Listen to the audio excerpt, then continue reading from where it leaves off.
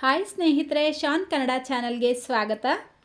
Juicy and crispy ಆಗಿರುವಂಥ chicken pakoda. ಈ ರೀತಿ ಒಂದ್ಸಲ ನೀವು ಚಿಕನ್ ಪಕೋಡ ಮಾಡಿ ನೋಡಿ, ಖಂಡಿತ ನಿಮಗೆ ತುಂಬ ಇಷ್ಟ ಆಗುತ್ತೆ. ತುಂಬ ಈಸಿ. ಬನ್ನಿ ಯಾವ ರೀತಿ ಮಾಡೋದು ಅಂತ ನೋಡೋಣ. ಈ ಚಿಕನ್ ಪಕೋಡ ಮಾಡ್ಕೊಳ್ಳೋದಕ್ಕೆ ನಾನಿಲ್ಲಿ ಅರ್ಧ kg ಚಿಕನ್ ತೊಗೊಂಡಿದ್ದೀನಿ. ಮೊದಲು ಈ ಚಿಕನ್ ಪೀಸಸ್ನ ಚೆನ್ನಾಗಿ ತೊಳೆದು ರೆಡಿ ಮಾಡಿಟ್ಕೊಳ್ಳಿ. ನೋಡಿ, ಚಿಕನ್ ಪೀಸಸ್ ಈ ರೀತಿ ಸ್ವಲ್ಪ ಚಿಕ್ಕದಾಗಿ ಒಡಿಸ್ಕೊಳ್ಳಿ. ಆವಾಗ ನೀವು ಮಾಡುವಂಥ ಚಿಕನ್ ಪಕೋಡ ಕೂಡ ಚೆನ್ನಾಗಿರುತ್ತೆ. ನಾನಿಲ್ಲಿ ಯೂಸ್ ಮಾಡಿರೋದು ವಿತ್ ಬೋನ್. ನೀವು ಬೇಕಿದ್ರೆ ವಿತೌಟ್ ಬೋನ್ ಕೂಡ ಉಪಯೋಗಿಸ್ಬೋದು. ಈಗ ಇದಕ್ಕೆ ಒಂದು ಮೊಟ್ಟೆ ಸೇರಿಸ್ಕೊಳ್ಳಿ.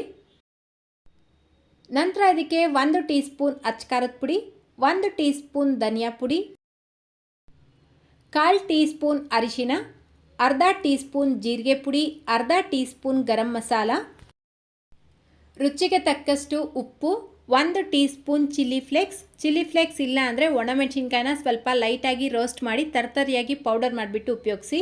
ಕೊತ್ತಂಬರಿ ಸೊಪ್ಪು ಸ್ವಲ್ಪ, ಕರಿಬೇವಿನ ಎಲೆ ಸ್ವಲ್ಪ. ಕರಿಬೇವಿನ ಎಲೆ ಕಟ್ ಮಾಡಿಬಿಟ್ಟು ಸೇರಿಸ್ಕೊಳ್ಬೇಕು. 1 ಟೇಬಲ್ ಸ್ಪೂನ್ ಕಡಲೆ ಹಿಟ್ಟು ಅಥವಾ ಮೈದಾ ಹಿಟ್ಟು ಬೇಕಿದ್ರೂ ಉಪಯೋಗಿಸ್ಬೋದು.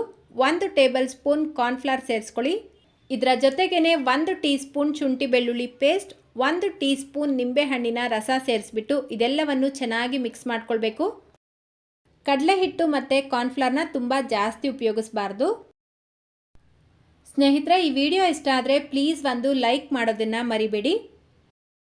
ನೋಡಿ, ಈ ರೀತಿ ಚೆನ್ನಾಗಿ ಮಿಕ್ಸ್ ಮಾಡ್ಕೊಂಡಿದ ನಂತರ ಇದರ ಮೇಲ್ಗಡೆ ಒಂದು ಲಿಡ್ನ ಕ್ಲೋಸ್ ಮಾಡಿ ಅರ್ಧ ಗಂಟೆ ನೆನೆಸಿಡಬೇಕು. ಟೈಮ್ ಇದ್ದರೆ 1 ಗಂಟೆ ಬೇಕಿದ್ರೂ ನೆನೆಸಿಟ್ಬಿಟ್ಟು ಮಾಡ್ಬೋದು.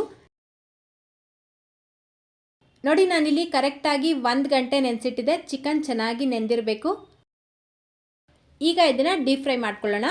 ಡೀಪ್ ಫ್ರೈಗೆ ಬೇಕಾದಷ್ಟು ಎಣ್ಣೆ ಬಿಸಿಗೆ ಇಟ್ಕೊಂಡಿದ್ದೀನಿ. ಎಣ್ಣೆ ಚೆನ್ನಾಗಿ ಬಿಸಿಯಾಗಿರಬೇಕು. ಹೈ ಫ್ಲೇಮಲ್ಲಿ ಎಣ್ಣೆ ಬಿಸಿ ಮಾಡಿಕೊಂಡು, ಎಣ್ಣೆ ಚೆನ್ನಾಗಿ ಬಿಸಿಯಾಗಿದ್ದ ನಂತರ ಗ್ಯಾಸ್ ಫ್ಲೇಮ್ನ ಮೀಡಿಯಮಲ್ಲಿ ಇಟ್ಕೊಂಡು ಚಿಕನ್ ಪೀಸಸ್ನ ಸೇರಿಸ್ಬಿಟ್ಟು ಮೀಡಿಯಮ್ ಫ್ಲೇಮಲ್ಲೇ ಇದರ ಬಣ್ಣ ಲೈಟ್ ಗೋಲ್ಡನ್ ಕಲರ್ ಆಗೋವರೆಗೂ ಫ್ರೈ ಮಾಡ್ಕೊಳ್ಳಿ.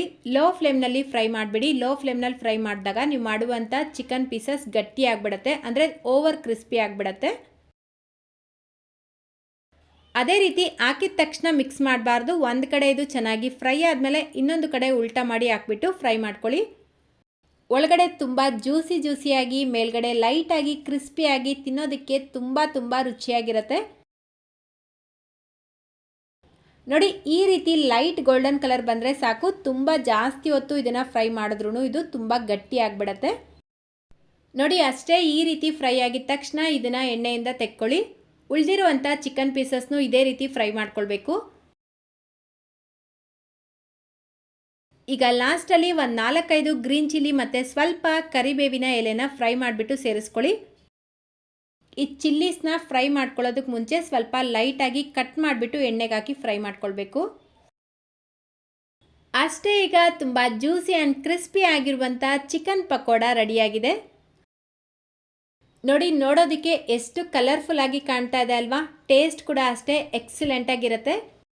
ಈ ರೀತಿ ಚಿಕನ್ ಪೀಸ್ ಮೇಲೆ ಸ್ವಲ್ಪ ನಿಂಬೆಹಣ್ಣಿನ ರಸ ಇಟ್ಕೊಂಡು ತಿಂತಾ ಇದ್ರೆ ವಾವ್, ಪೂರ್ತಿ ಪ್ಲೇಟ್ ಒಬ್ಬರೇ ಖಾಲಿ ಮಾಡ್ತೀರಾ, ಅಷ್ಟು ಚೆನ್ನಾಗಿರುತ್ತೆ.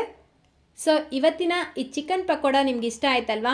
ಇಷ್ಟ ಆಗಿದ್ರೆ ಪ್ಲೀಸ್ ಒಂದು ಲೈಕ್ ಮಾಡೋದನ್ನು, ನಿಮ್ಮ ಫ್ರೆಂಡ್ಸ್ ಮತ್ತು ಫ್ಯಾಮಿಲಿಯವ್ರ ಜೊತೆಗೆ ಈ ವಿಡಿಯೋನ ಶೇರ್ ಮಾಡ್ಕೊಳ್ಳೋದನ್ನು ಮರಿಬೇಡಿ. ನಮ್ಮ ಚಾನಲ್ನ ಇನ್ನೂ ಸಬ್ಸ್ಕ್ರೈಬ್ ಮಾಡ್ಕೊಳ್ದಿರಾ ನೋಡ್ತಾ ಇದ್ರೆ ಪ್ಲೀಸ್ ಸಬ್ಸ್ಕ್ರೈಬ್ ಮಾಡ್ಕೊಳ್ಳಿ.